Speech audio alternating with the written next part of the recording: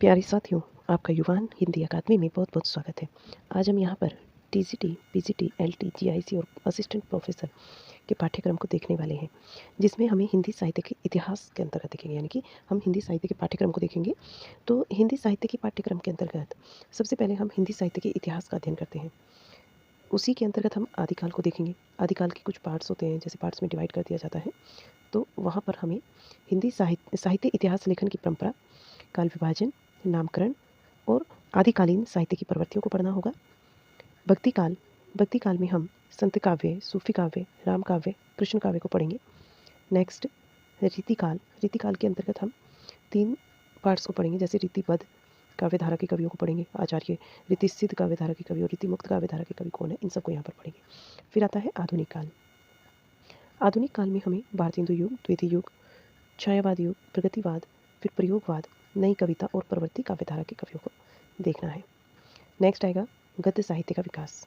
गद्य साहित्य के अंतर्गत नाटक, एकांकी, उपन्यास, कहानी, निबंध और आलोचना, ये चीज़ें देखेंगे। नेक्स्ट आएगा लघु विधाएं। लघु विधाओं में क्या क्या आने वाला है? आत्मकथा, जीवनी, संस्मरण, रेखा चित्र और रिपोर्ताज, यात्रा साहित्य, काव्य यात्रा साहित्य, गद्य काव्य, डायरी तथा इंटरव्यू, जिसको हम साक्षात्कार के नाम से जानते हैं। 2 पॉइंट और हैं, पत्र पत्रिकाएँ तथा उपनाम। पत्र पत्रिकाएँ और या पुरस्कार हम उसमें देखेंगे, साथ ही हम उपनामों को भी यहाँ देख लेंगे। फिर एक सब्जेक्ट आपका आता है भाषा विज्ञान का। भाषा विज्ञान में हमें देखना है, देखिए ये भाषा विज्ञान का टॉपिक है और इसी में हम यहाँ पर देखेंगे भाषा के स्वरूप को, हिंदी भाषा का विकास कैसे होता है, हिंदी भाषा की बोलियाँ कौन कौन सी हैं, हिंदी की शब्द संपदा क्या है, विभाषाएँ कौन सी हैं, हिंदी की ध्वनियाँ कौन सी हैं, ये इसमें आ जाएगा। फिर देवनागरी लिपि को देखना है, इसको पढ़ेंगे, इसका अध्ययन करेंगे और इसी में हम नामकरण को, विकास को, विशेषताएं, त्रुटियाँ तथा सुधार के प्रयत्न, ये एक ही साथ कर लेंगे। नेक्स्ट व्याकरण आ जाएगा, हिंदी व्याकरण। हिंदी व्याकरण के अंतर्गत हमें वर्णमाला, संज्ञा, सर्वनाम, विशेषण, क्रिया, काल, लिंग, वचन, कारक, संधि, समास, प्रत्यय, उपसर्ग और प्रत्यय, वर्तनी, वाक्य शुद्धि, पर्यायवाची, विलोम, श्रुति भिन्नार्थक शब्द, मुहावरे, लोकोक्तियाँ और शब्द प्रकार में जैसे तद्भव, तत्सम, देशज, विदेशज, वाक्यांश के लिए एक शब्द, ये आ जाएंगे। फिर संस्कृत साहित्य आएगा। संस्कृत साहित्य में हमें किस किस कवियों को पढ़ना है? भास, कालिदास, भारवी, माघ, दंडी, विभूति, श्रीहर्ष और मम्मट और विश्वनाथ को। फिर आएगा काव्यशास्त्र। काव्यशास्त्र में हमें किन किन चीज़ों का अध्ययन करना है जो हमारे सिलेबस के अकॉर्डिंग है? रस, छंद, अलंकार, शब्दालंकार, अर्थालंकार, काव्य गुण और काव्यतोष। ठीक है, यहाँ तक की बात हो जाती है हमारे सिलेबस की। अब अगर देखना चाहें हम यूपी टीजीटी हिंदी परीक्षा का जो मुख्य विवरण है वो किस तरीके से है, किस तरीके से आपका एग्जाम होता है, तो परीक्षा पैटर्न को देख लो। इसमें कुल 125 प्रश्न आते हैं जो कि एमसीक्यूज फॉर्म में आते हैं। कुल आपका 500 अंक होते हैं। प्रत्येक 4 अंक का होता है, जिसमें 2 घंटे का समय दिया जाता है। प्रत्येक प्रश्न जो है वो 4 नंबर का होता है, हमें 2 घंटे का समय मिलता है।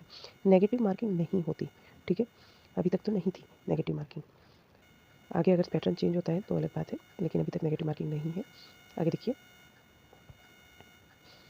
शैक्षिक जो योग्यता की बात करते हैं तो हिंदी के साथ स्नातक होना बहुत ज़रूरी है। जो बच्चे ग्रेजुएशन कर रहे हैं, स्नातक कर रहे हैं, उनका बीएड भी होना बहुत ज़रूरी है, बीएड की डिग्री, ये शैक्षिक योग्यता है। आयु सीमा में अगर बात करें तो 21 वर्ष अधिकतम आयु निर्धारित नहीं है, ठीक है, 21 वर्ष न्यूनतम है और अधिकतम की इसकी जो है आयु निर्धारित नहीं की गई है, यानी कि 21 वर्ष आपकी होनी चाहिए फॉर्म फिल करने के लिए। बाकी आप 40 वर्षों तक भी अध्ययन कर सकते हैं। वेतनमान क्या होगा इसका? 44,900 रुपये से लेकर 1.5 लाख, यानी कि 1,42,400 ग्रेड पे जो है इसका 4,600 है। तो ये ध्यान रखेंगे, काफ़ी अच्छी ग्रेड पे है और सैलरी भी अच्छी है। तो अपनी तैयारी में जुट जाइएगा। जो विद्यार्थी इस क्लास को देख रहा होगा और टीजीटी पीजीटी की तैयारी करना चाहता है तो वो हमारे साथ जुड़ना ना भूले, ठीक है, वो विद्यार्थी हमारे साथ जुड़ना ना भूले, जुड़ जाइए और अपनी तैयारी में लग जाइए। 2 क्लासेज इसके हमारे इस पे आ चुके हैं चैनल पर, युवान हिंदी अकेडमी पर। और अगर आप प्रैक्टिस कर रहे हैं तो फिर आपको Deepa Chaudhary competitive Hindi classes channel से जुड़ना होगा, वहाँ पर आपकी प्रैक्टिस कंटिन्यू चल रही है, ठीक है। और थ्योरी क्लासेज आपको मिलेगी युवान हिंदी अकादमी पर। यहाँ आपको जल्द ही, अभी 1 क्लास अवेलेबल है, जल्द ही आपको 3 क्लासेज सिलेबस को देखते हुए प्रोवाइड कराई जाएंगी। जो क्लास मिलती है आपको, इसकी टाइमिंग सुबह 8 बजे है। इसकी टाइमिंग क्या है? सुबह 8 बजे, 8 AM पर आपको ये क्लास दी जाती है। कैसा लगा आपको आज का क्लास? कंटेंट पसंद आया है? क्लास को लाइक ज़रूर कीजिएगा, चैनल को सब्सक्राइब करना मत भूलिए। और इस क्लास को ज़्यादा से ज़्यादा लोगों तक शेयर कीजिए। जो फ्रेंड्स देखना चाहते हैं, जो फ़ीस अफ़ोर्ड नहीं कर सकते हैं, फिर से बता देती हूँ, जो फ़ीस को अफ़ोर्ड नहीं कर सकते, हमारे साथ जुड़ जाइएगा। अपने नोट्स अपने हाथ से बनाइएगा। आपको पूरा सिलेबस यहीं कराया जाएगा, इसी चैनल पर फ्री में कराया जाएगा। फ़ीस वीस आपको देने की कोई ज़रूरत नहीं है। बस चैनल को सब्सक्राइब करना है, क्लास को लाइक करना है और इस वीडियो को ज़्यादा से ज़्यादा दोस्तों तक अपने ग्रुप्स में, फेसबुक या फिर आपका व्हाट्सएप ग्रुप हो या टेलीग्राम ग्रुप हो, इंस्टाग्राम हो, वहाँ इसको ज़्यादा से ज़्यादा शेयर कीजिएगा।